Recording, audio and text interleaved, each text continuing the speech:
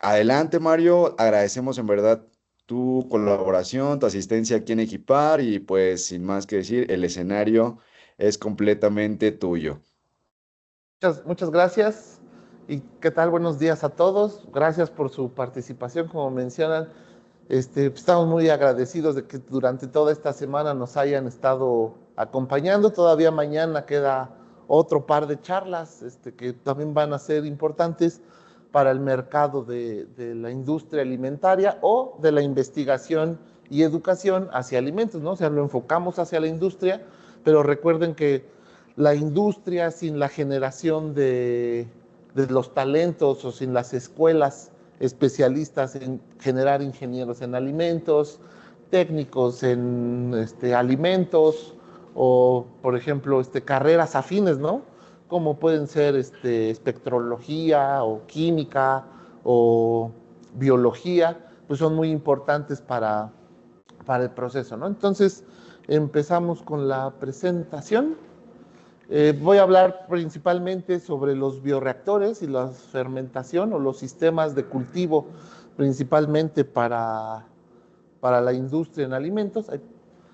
Y es la fermentación como el inicio del procesamiento de alimentos, ¿no? Hoy en día todos los procesos o todos los alimentos, más bien, casi todos son procesados, ¿no? Ya rara vez llegamos a comer un alimento crudo, tal vez, no sé, una zanahoria, eh, rara vez alguien se la come directo de la tierra, sino ya trae un procesamiento de deshiervar, lavar, tal vez picar, y clásico aquí en México poner sal, limón y chile a todo, ¿no? Entonces, ese procesamiento o ese trabajo ya es un procesamiento de alimentos.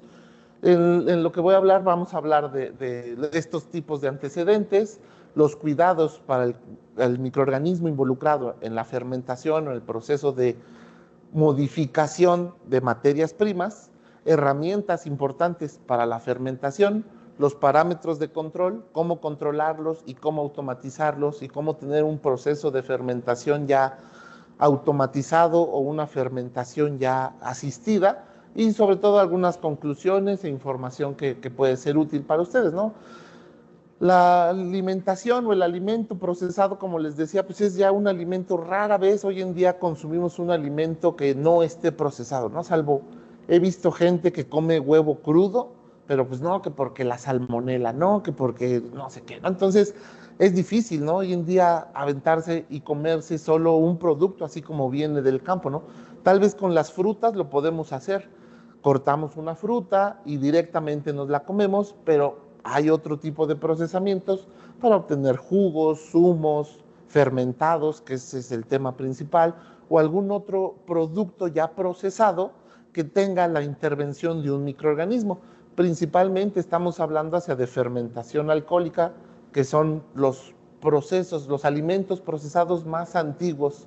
Desde que el hombre es hombre y la humanidad ya se asentó y nos volvimos sedentarios, unos más sedentarios que otros, pues tenemos algún fermento, ¿no? El pan, el vino, el sake, el ron, el queso, el yogur, el pulque, el tequila, en fin, mencionen una cultura ancestral y tiene algún fermentado, ¿no? El kimchi, el kefir, el chocolate, el miso, en fin, el alimento que ustedes quieran, o más bien, perdón, la cultura que ustedes quieran tiene un alimento o bebida fermentado, ¿no? Principalmente las fermentaciones son hacia la fermentación alcohólica o la fermentación láctica, pero no deja de haber otro tipo de fermentaciones. Y entrando en materia directamente hacia el concepto o la definición, por así llamarlo, pues es un proceso bioquímico con ausencia de oxígeno, el cual consiste en la formación o en la síntesis de ATP sin la intervención de la cadena respiratoria. Entonces, un dato bien importante de la fermentación es esta ausencia de oxígeno.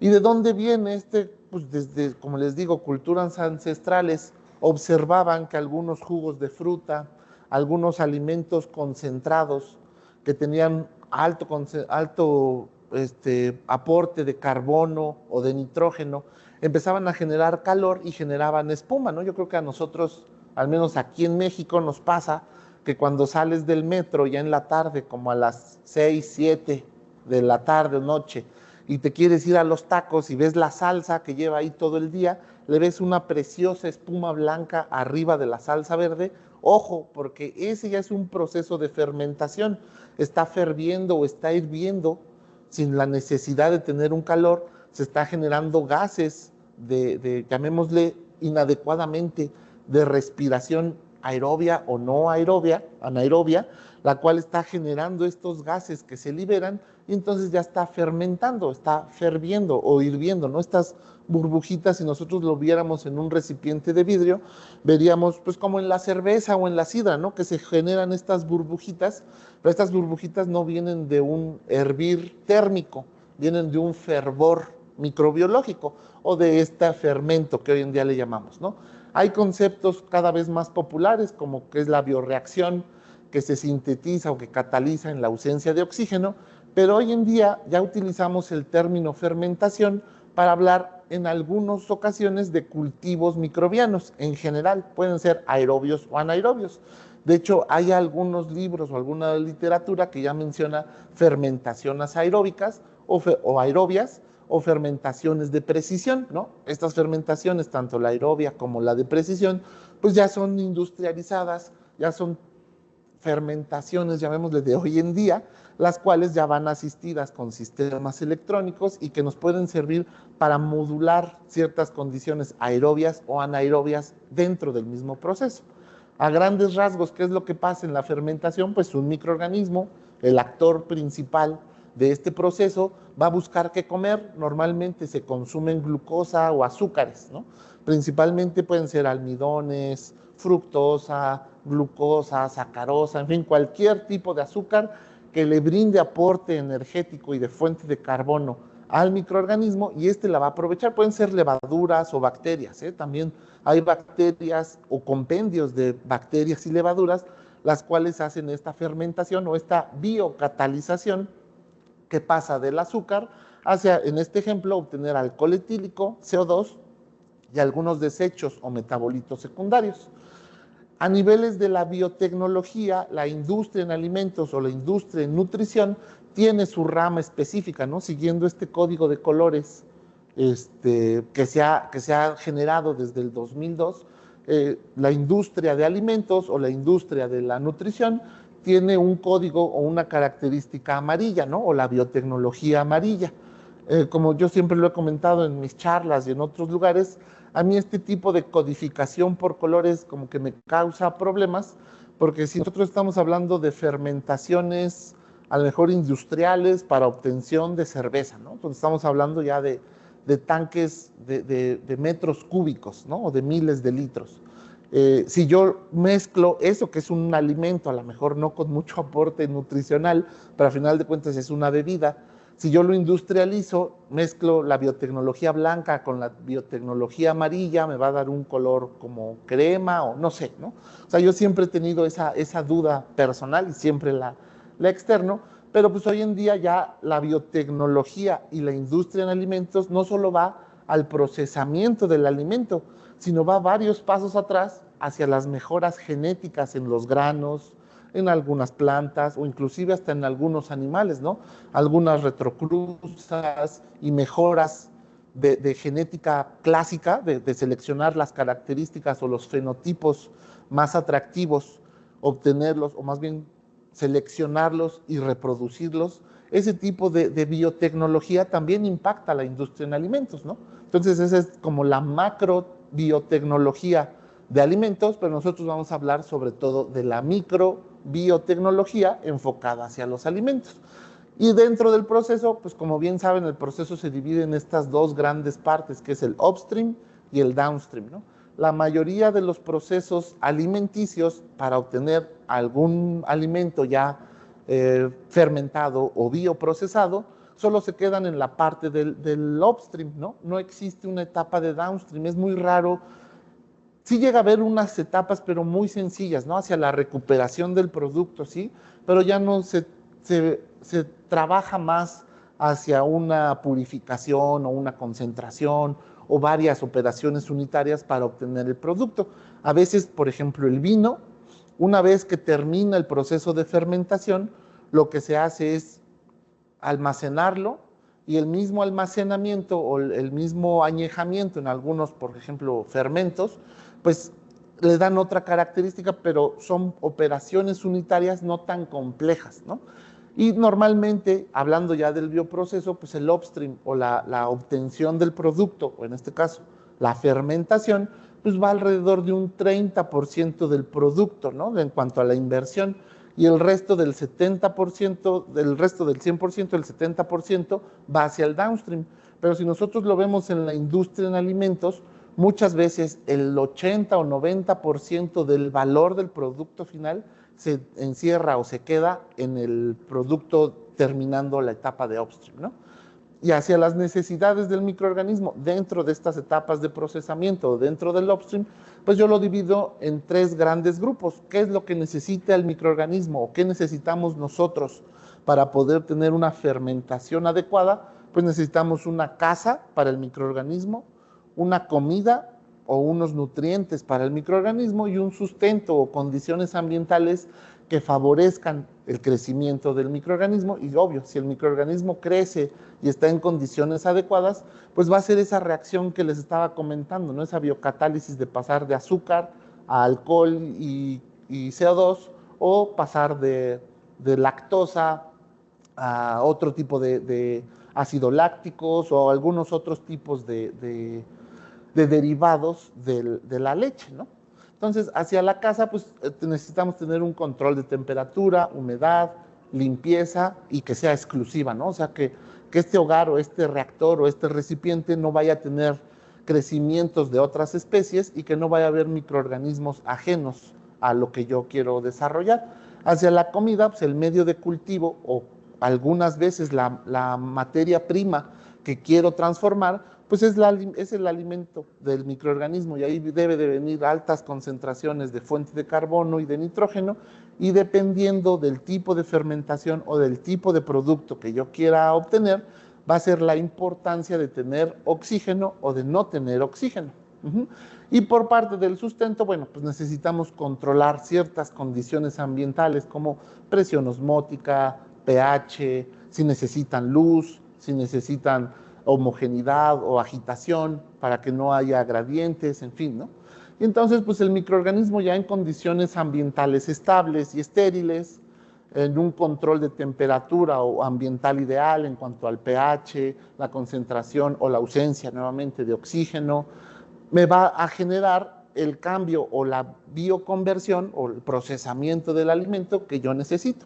Hoy en día un bioreactor o a veces una incubadora me proporcionan condiciones ambientales exactas o precisas, las cuales van a estar ayudando a que el microorganismo genere su propio ciclo de vida, ¿no? Entonces, cuando yo tengo un microorganismo, pues su misión es vivir, ¿no? Su visión es crecer tan rápido como sea posible y mantener su metabolismo activo, ¿no? Y si se puede reproducir o crecer tan rápido o reproducirse, que nos generaría esta etapa, ay, prendí el rayo láser, que nos generaría esta etapa de crecimiento exponencial, ¿no? Muchas veces, perdón, dentro del crecimiento microbiano, la etapa de crecimiento exponencial es la más importante en la industria de alimentos, ¿no? Es cuando se está generando mayor crecimiento, se está generando una mayor demanda metabólica porque el microorganismo está degradando la materia prima, y es en donde yo debo de tener mucho o poner mucho énfasis en qué es lo que está pasando, qué es lo que necesita el microorganismo y qué es lo que le puedo ofrecer, ¿no? Y hacia dentro de los valores, bueno, pues el crecimiento microbiano, hacer perpetuar la especie o generar esta división o este crecimiento exponencial, adaptarse a las condiciones ambientales, obvio, comer, comer, comer. Una vez que se acaba la fuente de glucosa o la fuente de nitrógeno, vamos a ver algunas etapas de estacionaria o de que se acuesta el crecimiento o que no hay pendiente, y después, si se llegan a generar o a terminar por completo los nutrientes y a generar más desechos que lo que nosotros queremos, pues va a empezar a haber esta muerte celular, ¿no? Aquí pongo como dato curioso que en la biotecnología o en los bioprocesos, curiosamente la división y la multiplicación significan lo mismo, ¿no? Si una célula se está dividiendo, o sea, está generando otra copia igual de ella, pues está multiplicando, ¿no? Está creciendo su población y normalmente el crecimiento es en forma exponencial. Ahora, los microorganismos y el bioreactor son el corazón del bioproceso, ¿no? No es solo porque yo venga a hablar de este tema que me apasiona tanto, pero es que es verdad, ¿no? O sea, si nosotros no tenemos un proceso de fermentado de, yogur, de leche, pues no vamos a tener yogur, ¿no?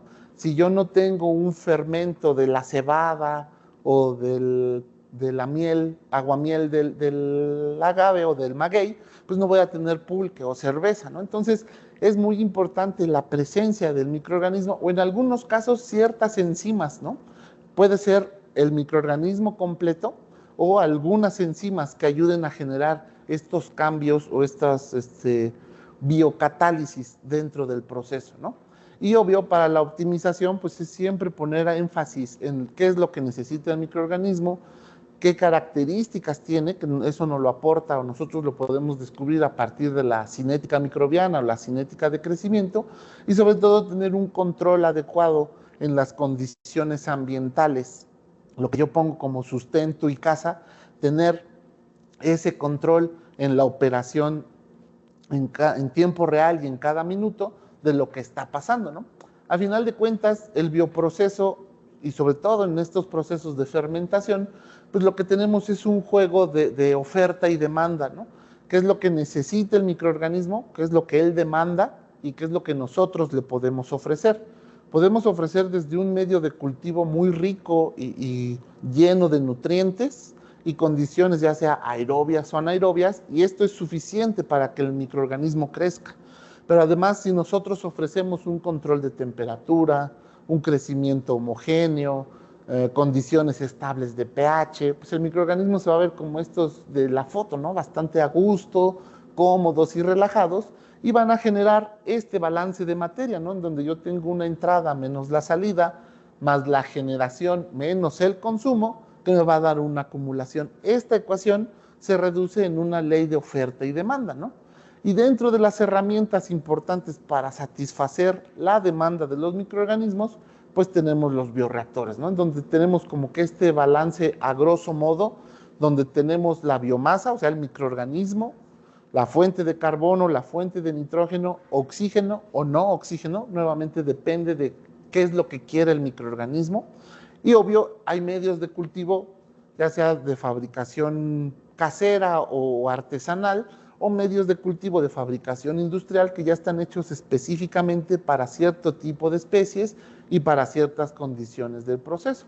Entonces, cuando yo esto lo mezclo en un sistema de control ambiental, que es el bioreactor, es esta casa controlada, ¿no? Como ahora estas casas inteligentes en donde tú seleccionas la intensidad de la luz, la intensidad de la temperatura, la música y demás, nosotros podemos controlar todas esas condiciones favorables al microorganismo durante el bioreactor, ¿no?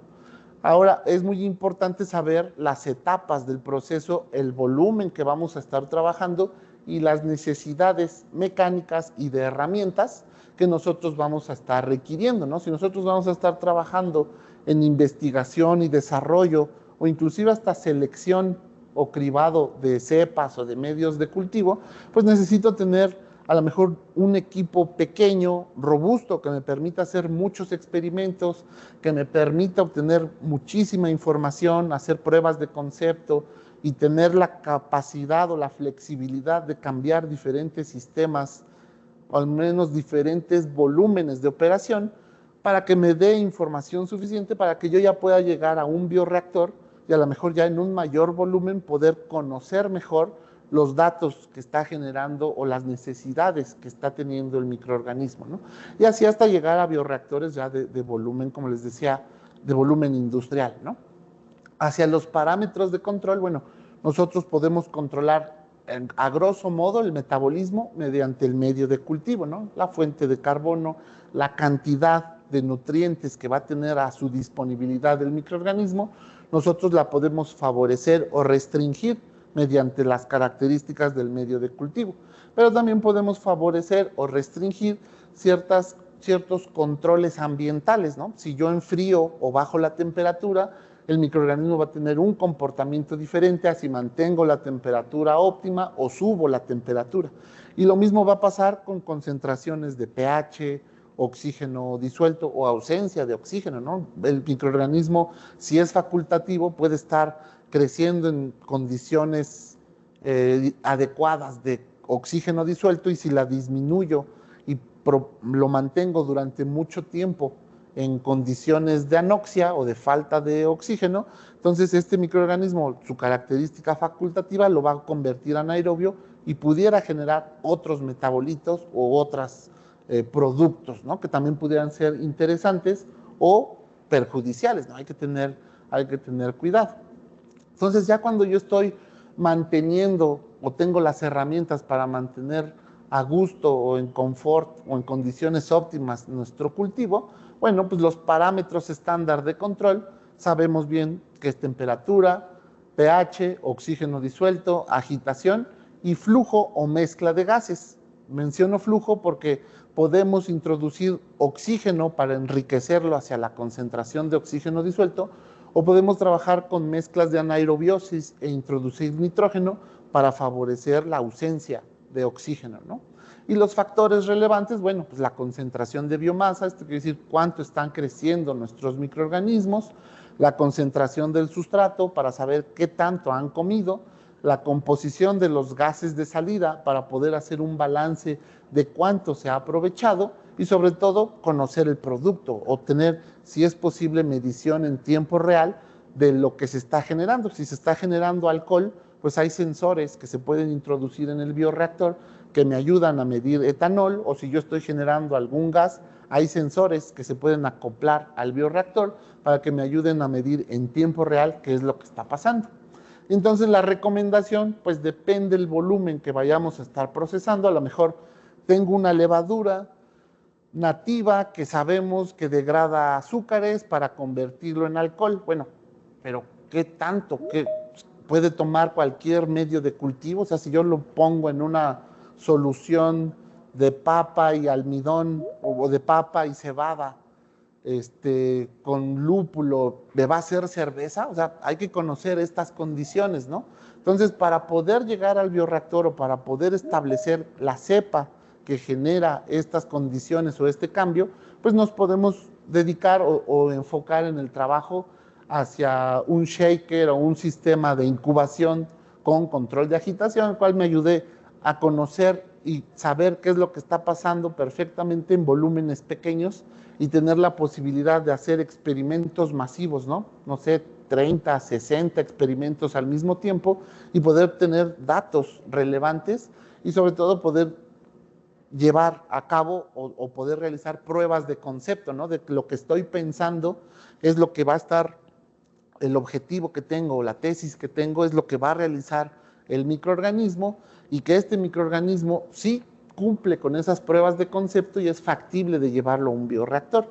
Ya en el bioreactor, bueno, pues las condiciones dinámicas o cinéticas cambian bastante, porque ya puedo generar escalamiento, ya puedo tener varias estrategias de operación, puedo optimizar, puedo hacer cinéticas en tiempo real. Bueno, hoy en día ya se pueden hacer cinéticas en tiempo real en los shakers con tecnología online que está midiendo la biomasa o el oxígeno disuelto, ¿no? Y ahora ya enfocado hacia los métodos de control, pues hay controles automáticos, que son los más modernos y los que hoy en día se acostumbran a utilizar, y hay controles manuales o organolépticos, ¿no? Muchas veces los controles organolépticos, pues yo creo que todos en algún momento de nuestras vidas, en la universidad o en la carrera, tuvimos nuestro bioreactor de Gerber o nuestro bioreactor de botellita de vidrio, de lo que comiste hoy en la mañana, lo lavas y ese mismo recipiente de vidrio lo usas para crecer ahí tu frijol y que germine, o poner ahí unas bacterias, o no sé, ¿no? Yo creo que muchos hemos hecho eso, y ese es un bioreactor ya, pero sin control y con controles organolépticos que van en función a la experiencia. No hay un número definido, yo no sé qué es lo que está pasando ahí adentro, tan solo veo ciertos cambios, pero hay muchas dudas, ¿no? Hacia el control y qué es lo que está pasando. Yo no tengo ningún sensor y mucho menos algo calibrado, ¿no? A diferencia de hoy en día, con tecnología ya de punta, enfocada en el procesamiento, pues ya podemos tener bioreactores totalmente automatizados que tienen referencias o que tienen sensores que son calibrables y que me pueden decir qué tanto es tantito y qué está pasando exactamente dentro del bioreactor con un número, ¿no? Ya no necesito la experiencia o el conocimiento de alguien que ve ciertos colores o ciertas características y me dice esto está pasando. Al tener yo un sensor, pues yo en el sensor ya tengo un número o tengo un dato conocido, el cual puede ser fácilmente interpretado por todos los que lo estamos utilizando. Y además que hoy en día con la tecnología en sílico o con la computación, pues tenemos bases de datos o podemos tener almacenamiento de la información, lo cual es bastante útil, ¿no? Hacia cómo funciona el control o la automatización, es muy fácil. Yo creo que casi todos lo hacemos en las mañanas o al menos cuando nos preparamos para bañarnos o ducharnos, pues abres el agua, sientes la temperatura del agua que está saliendo y pues tu medidor es la mano, pones la mano y vas sintiendo la temperatura que te agrada o que todavía no te agrada, ¿no? Si es muy frío, tú tienes un control hacia aumentar la temperatura, o si es muy caliente, tienes un control negativo hacia disminuir la temperatura. Entonces tú tienes esta referencia de ganancia y de pérdida, ¿no? Un control positivo o un aumento, o un control negativo, una disminución.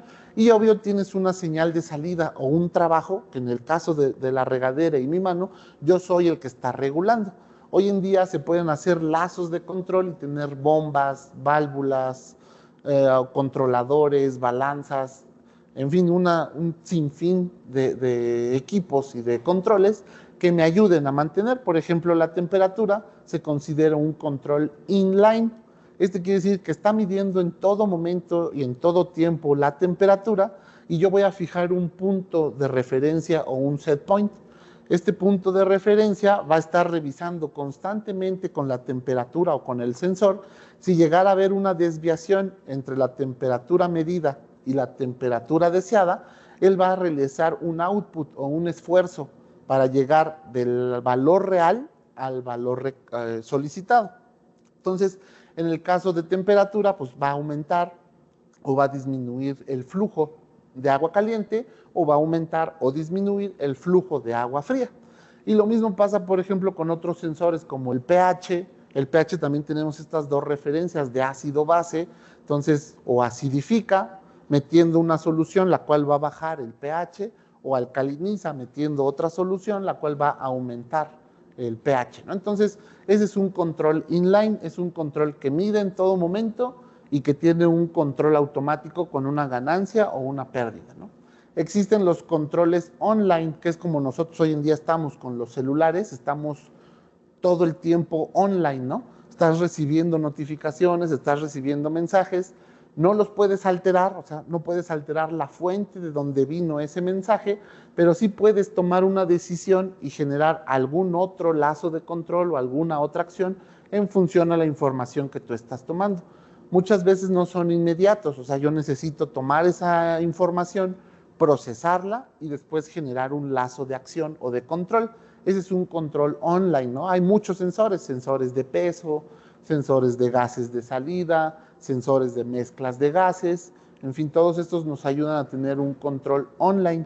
Y el control offline, pues es un control, llamémosle, separado o un control pausado, en el cual yo voy a tomar una muestra, la voy a analizar y no precisamente me va a generar una respuesta o una reacción, ¿no? Se vuelve un dato el cual puede ser relevante, un análisis externo, a lo mejor medir concentración total de proteína o medir algún otro valor, el cual a posterior yo puedo analizar y revisar, ¿no? Y los controles offline son muestras que están totalmente separadas, las cuales me sirven como referencia y que me pueden ser útiles para después análisis posteriores, ¿no? Y como les decía, hoy en día, tanto en shakers como en bioreactores, podemos tener un sinfín de sensores y de herramientas, ¿no? Sensores de temperatura, de pH, de oxígeno disuelto, sistemas para toma de muestra, medición de variables, en fin, controles de temperatura, chillers para hacer un sistema de temperatura, un control de temperatura mucho más rápido o eficiente, sensores de espuma, adicionadores o bombas antiespumante, sensores de biomasa internos o invasivos o sensores de biomasa externos y no invasivos, sensores de permitividad o de conductividad. En fin, hoy en día ya es una gama, analizadores externos para gases, para poder saber qué tanto y cómo es que está respirando mi microorganismo y tener todo un sistema, no solo hacia el sensor que esté midiendo, sino tener sistemas de condensación de humedad, diferentes tipos de espreadores o de burbujeadores que me ayuden a tener diferentes tipos de burbuja o diferentes tipos de ofrecer la concentración o la dispersión del oxígeno dentro del proceso. Algunas bombas peristálticas, hoy en día, al menos nuestros bioreactores vienen con 4 bombas peristálticas, las cuales ya vienen asociadas 2 al control de pH, ácido-base, una al control de espuma con adición de antiespumante o control de nivel, y otra bomba libre o de libre alimentación, la cual se puede utilizar para suplementar medio de cultivo, más nutrientes, retirar medio de cultivo, retirar células. En fin, nosotros podemos hacer muchas cosas con las bombas peristálticas en cuanto a la alimentación o, por así llamarlo, despachar o entregar necesidades dentro del proceso, ¿no?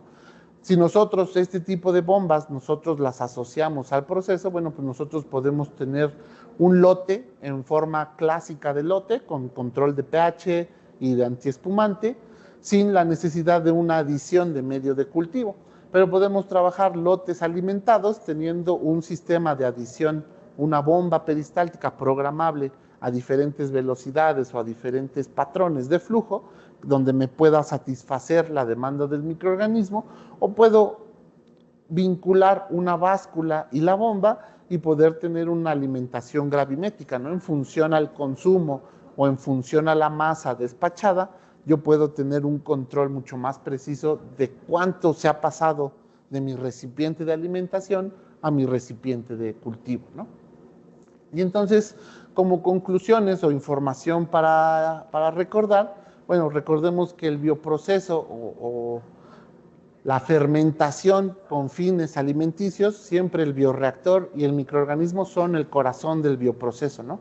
Ambos son importantes para generar esta biocatálisis y generar estos cambios, y que hay que ofrecerle, como decimos aquí en México, hay que apapachar al microorganismo, ¿no? Hay que ofrecerle lo que necesite, satisfacer su demanda mediante la oferta que podemos hacer con el bioreactor, y nosotros tener el control de qué es lo que está pasando dentro del bioreactor y qué es lo que le está pasando al microorganismo, ¿no? Y obvio, gracias a las tecnologías, hoy en día podemos medir y tener monitores de qué es lo que está pasando en nuestra fermentación para poder tener un mejor resultado en función al cuidado y a a la optimización y cuidado que estamos ofreciendo directamente al microorganismo, ¿no? O en el cultivo. Entonces, no sé si tengan alguna pregunta, escríbanlas ahí en el chat, por favor, algún comentario o anécdota, y ahorita podemos entrar en una sesión de preguntas y respuestas para revisar todos sus comentarios, ¿no?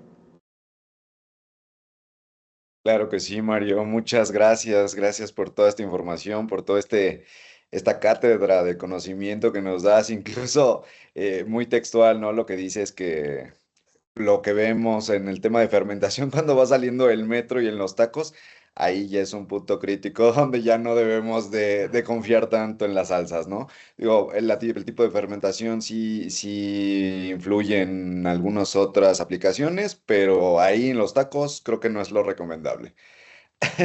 Ok, y Sí, bueno, sí, como sí. ya lo escucharon, digo, tenemos esta parte de líneas exclusivas que manejamos aquí en Equipar como Inforce, que bueno, nos pueden apoyar para todo este tipo de procesos.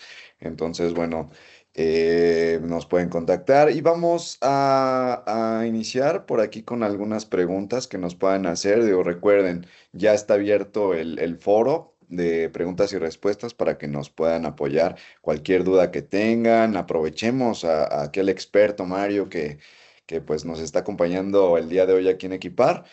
Y bueno, si requieren, también recordarles, si requieren alguna cotización, alguna constancia exactamente, pues nos pueden mandar su encuesta, que les vamos a pegar, ya está pegada aquí, está hecha en SurveyMonkey, para que, bueno, nos la hagan llegar y nosotros a la brevedad les podamos atender. Nos preguntan, Mario, nos pregunta Silvia Liliana, ¿el bioreactor de 1 litro tiene todos los controles y sensores del proceso de inyección de aire, como Sí, agitación, como complementos, etcétera? sí, desde los bioreactores, al menos en nuestro portafolio, desde bioreactores pequeñitos de 250 mililitros, ya tienen todas las capacidades de aireación, control, automatización. Se pueden colocar sensores posteriores, pero sí, no importa el volumen, se pueden adecuar. Excelente. También nos pregunta por aquí Estefanía González, ¿cuáles son los requerimientos previos para para el uso del equipo y la preparación de las muestras? Por ejemplo, es importante sí tener un laboratorio, por ejemplo, que tenga un sistema de recirculación de agua, de preferencia, o agua corriente, para un control adecuado de temperatura, ¿no? Normalmente, para no gastar tanta agua, se recomienda un chiller o un sistema de recirculación de agua, el cual entrega agua fría, y el equipo, nuestros bioreactores generan o tienen una resistencia la cual calienta esta agua y dependiendo de lo que nosotros hayamos definido en el proceso, si queremos que caliente o que enfríe, el equipo lo hace automático. Entonces necesitamos este sistema de recirculación de agua, obvio corriente eléctrica, ahí no hay limitantes, con que esté aterrizada o que no haya intercambios o picos de voltaje, puede ser a 110 o 220, y sobre todo, y muy importante, los gases de proceso, ¿no? Si tu microorganismo es aerobio o anaerobio, bueno, pues tener las condiciones de aire, en el caso de aerobio, tal vez con enriquecimiento de oxígeno, que serían ya los dos gases que se necesitarían, aire y oxígeno, pero si trabajas con un cultivo anaerobio, pues tener nitrógeno, CO2 o algunas mezclas que ya venden comercialmente para anaerobiosis, ¿no? Excelente. Gracias, Mario. Digo, recordarles que, bueno, a los que tienen la manita alzada, por favor, si nos pueden dejar su pregunta escrita en el chat. Digo, por aquí, por cuestión técnica, no podríamos habilitarles el micrófono para poder asistir, pero sí nos pueden regalar su pregunta aquí en el chat. Con mucho gusto les podemos apoyar. Nos pregunta Juan, Mario, para el escalamiento, ¿qué factores recomendarían? Para el escalamiento, güey, hay varios factores. Ahí escalamiento es un tema interesante que yo creo que tendremos que generar una segunda charla específica sobre el escalamiento, pero sí hay factores que son muy importantes. Por ejemplo, dentro del proceso, pues hay que ver que tú tengas, si ya tienes un bioreactor y tienes un conocimiento de qué es lo que pasó en ese bioreactor y quieres aumentarle solo del volumen, solo lo digo entre comillas, no porque sea lo único que hay que hacer, sino porque es como la gran demanda aumentar el volumen, debemos de revisar que el bioreactor al cual voy a pasar este pequeñito, lo voy a hacer más grande, me ofrece las mismas condiciones que el pequeñito. ¿Condiciones de qué tipo? Que puedo agitar y airear a la misma velocidad, bueno, no a la misma velocidad, pero con las mismas proporciones. Obvio, conforme yo voy aumentando el diámetro de un tanque, la velocidad de agitación es diferente, porque al menos nosotros en cuanto al diseño, lo hacemos en función a la velocidad de la punta de impulsor. Es un concepto muy popular dentro de la mecánica de fluidos, la velocidad de punta de impulsor, que es esta velocidad máxima que alcanza, yo creo que ustedes ven un ventilador o un agitador, y cuando agita, pues en el centro el motor va a 100 revoluciones por minuto, ¿no? Pero en la punta, conforme yo me voy alejando del diámetro, esta velocidad de 100 revoluciones por minuto que está en el centro, al diámetro a la longitud o a la separación que hay entre el eje y la punta de impulsor, va a haber diferencias. Mientras mayor sea el diámetro, mayor va a ser la velocidad, ¿no? Lo que pasa con los astronautas. Ellos están a un diámetro lejanísimo de nosotros y van rapidísimo, ¿no? Comparados con nosotros que estamos pegados aquí en la Tierra, no vamos tan rápido como un satélite o como una nave que está orbitando, ¿no? Entonces, esa distancia es muy importante. Si yo voy a tener un bioreactor pequeñito, pues a lo mejor voy a trabajar en el orden de las 800, 1000 revoluciones por minuto. Pequeñito me refiero a medio litro o menos, ¿no?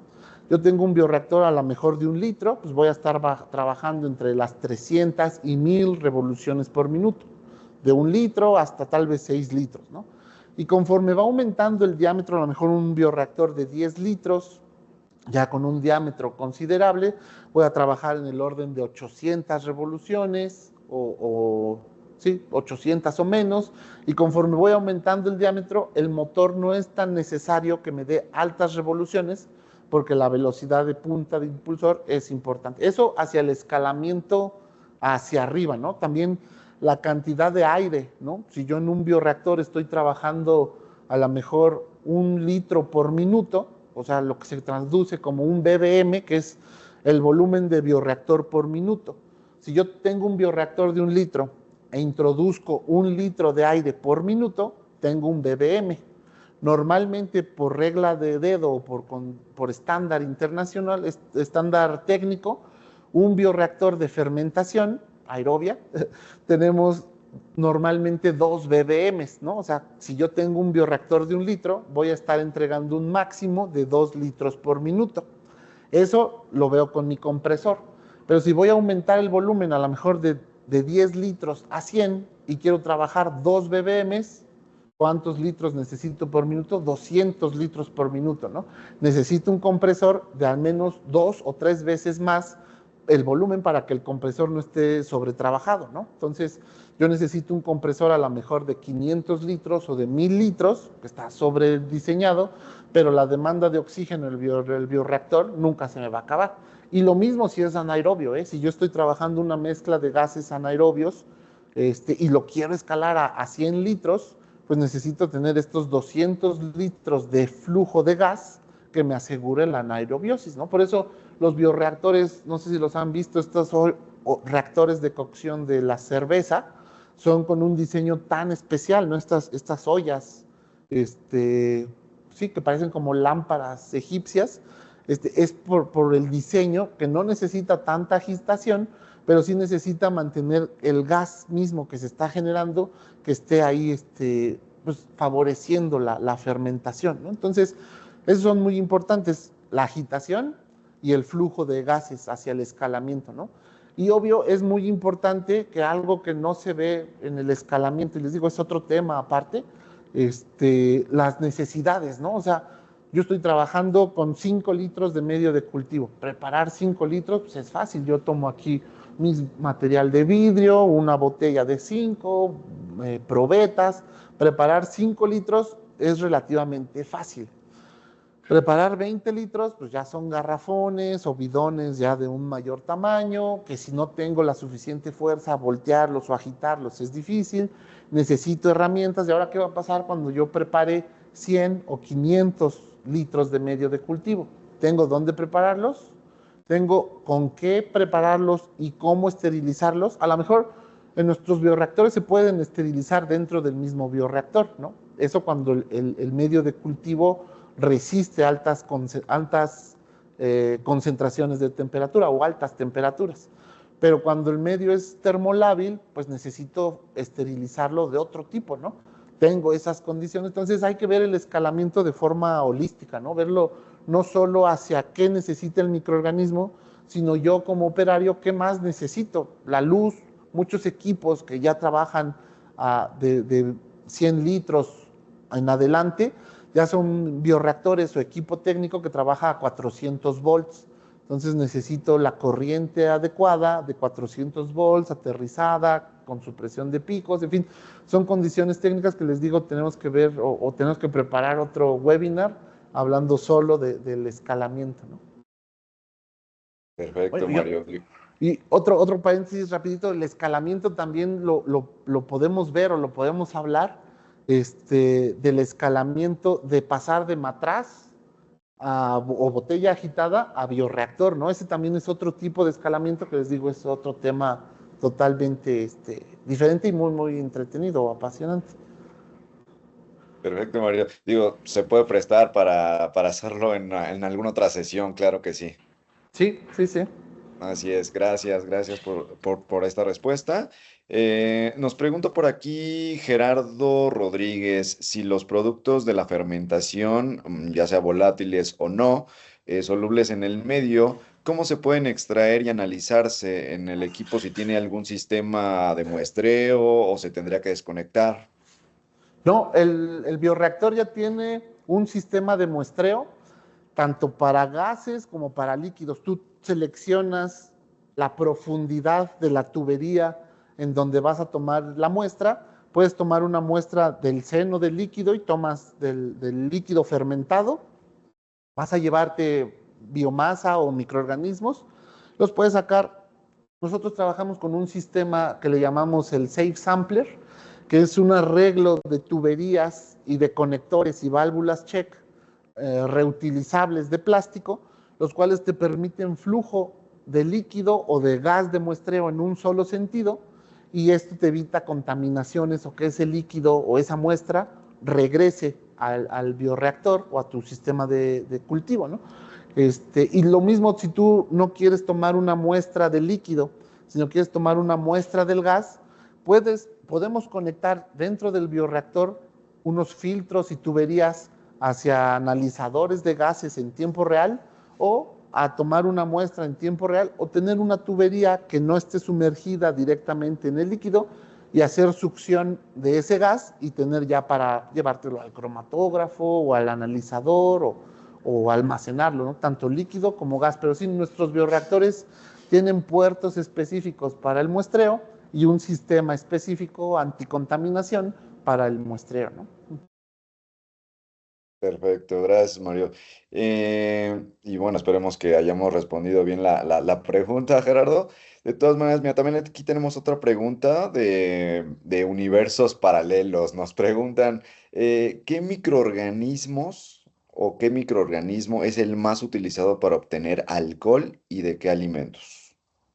Bueno, pues el clásico es la Saccharomyces, ¿no? La Saccharomyces cerevisiae es la levadura estándar internacional, mundialmente conocida para obtener fermentos alcohólicos, ¿no? Es como la más popular. Y de hecho esa se ha visto que curiosamente coincide en varios fermentos históricos, ¿no? La cerveza, el vino, el pulque. Bueno, el pulque es una mezcla también con un leuconoxtoc, que es una especie también que genera fermentos. Pero sí, la Saccharomyces es muy común para los fermentos alcohólicos, ¿no? ¿Y cuál era la segunda parte de la pregunta? Ya nunca. Bueno, nos preguntaba que los microorganismos, ¿cuál es el más utilizado para obtener alcohol y en qué alimentos también? ¿Y en qué alimentos? Pues sí, digamos, para fermentaciones de algunos alimentos, por ejemplo, para los lácteos, los lactobacilos, ellos son los jefes, ahora sí que de fermentación de productos lácteos, ¿no? La mayoría de los quesos o curtidos de leche, pues son con lactobacillus, principalmente para la degradación de la lactosa, ¿no? Ujú. Perfecto. Gracias, Mario. Por aquí nos pregunta Raúl Reyes Bautista que ellos, bueno, tienen un bioreactor de Inforce, el 2. Entonces, por ahí, digo, nos pueden regalar incluso información, Raúl, para que nosotros les podamos apoyar. Aquí nuestro experto Mario les pueda incluso apoyar porque podríamos cotizarles algún equipo el cual les pueda hacer como más funcional a sus necesidades. Y con todo gusto, digo, les repito les hago énfasis respecto a, tenemos aquí la liga, incluso si Julio nos puede nuevamente regalar por aquí la liga en el chat, para que la puedan visualizar, puedan, ya sea las constancias que necesitamos o que requieran, alguna cotización que requieran, nos la puedan enviar y sin mayor problema, bueno, aquí les podemos apoyar sin mayor inconveniente. Sí, sí, sí. No, de hecho, si tienen un mini force, mándenos ahí la información y ya sea que tengamos una visita o una reunión para ver las condiciones o el estado en el que se encuentra su bioreactor y si hace falta algún mantenimiento preventivo o como bien mencionan, un accesorio o demás, podemos ahí verlo. Ayúdenos con mandar su información y nosotros nos pondremos en contacto. Exactamente, gracias Mario. Nos pregunta por aquí el ingeniero Eddie, ¿existen métodos para acelerar la velocidad de reacción de fermentación en la leche para edificar la misma durante el proceso de quesos, mediante qué cultivos lácticos, etcétera? Sí, hasta donde tengo entendido a niveles industriales para la fermentación láctica, sí hay algunos adyuvantes, sobre todo térmicos, que son los que ayudan a que el microorganismo degrade más rápido. Va a haber un límite biológico, porque el microorganismo no puede ir más rápido de lo que es su naturaleza, ¿no? Siempre vamos a tener esa limitante biológica, pero mediante controles de temperatura podemos, porque ahí no podemos cambiar el medio de cultivo, ¿no? O sea, es tu suero de leche o tu leche entera o ciertas características, por ejemplo, no es la misma leche la que hace un queso Oaxaca que la que hace un queso manchego, ¿no? O sea, son cantidades de grasas y de aceites diferentes y microorganismos diferentes, pero sí se pueden favorecer ciertas condiciones ambientales como pH y temperatura que ayuden a obtener el mayor rendimiento, la mayor velocidad de crecimiento o de consumo, en este caso, del microorganismo para tener una fermentación, llamémosle en tiempo adecuado o en tiempos óptimos. Pero sí, sí se puede hacer. Mucho de esta información se puede sacar a partir de las cinéticas de crecimiento y hacer cinéticas de crecimiento en 3 o 4 condiciones de temperatura, ¿no? Podemos tener, no sé, a 37, 20, 37, 40 y no sé, bueno, manejemos esas tres, ¿no? Y a ver en cuál llegar a ver un mayor rendimiento. Muchas veces depende, a veces tenemos el mismo lactobacilo, pero por la edad, por el manejo, por cómo se almacenó uno, por cómo se almacenó otro, al momento de llevarlos prácticamente al proceso, hay diferencias en el crecimiento. Entonces eso a niveles industriales se busca estandarizar y tener la menor fase lag de crecimiento posible y la mayor fase exponencial en un menor tiempo posible, ¿no? Pero sí, muchas veces son factores físicos, o sea, no hay que hacer gran cambio en cuanto a las condiciones químicas del medio de cultivo, de la materia prima, ¿no? Lo que sí también es muy importante es tener los bancos de trabajo o las cepas en un buen almacenamiento y que estas cepas, pues bueno, tengan las condiciones adecuadas del almacenamiento para que cuando yo la esté utilizando no tarde en despertar o en activarse, ¿no? No, pues muchas gracias por su participación. De veras es muy agradable ver pues la participación y el interés. Espero que esta charla, como todas las demás, hayan sido o sean útiles para su día a día, que pues muchas veces al ver uno se encierra trabajando diario en el laboratorio o en el día a día y se olvida de tecnologías o de herramientas que pudieran ser útiles y qué mejor que visitar estos espacios con los proveedores que tienen portafolios tan completos como el de Equipar, para que pues ustedes vean qué herramientas nuevas les pueden facilitar el día a día. Y muchas gracias por la participación y gracias a Equipar por la invitación. Al contrario, Mario, gracias a ti, gracias en verdad a todo el público que tuvimos el día de hoy. Les agradecemos infinitamente, pues no queda más que decirles que nos vemos, esperemos que el día de mañana y pues estamos en contacto y pues cuídense mucho. Les mandamos un abrazo. Hasta luego. Hasta luego.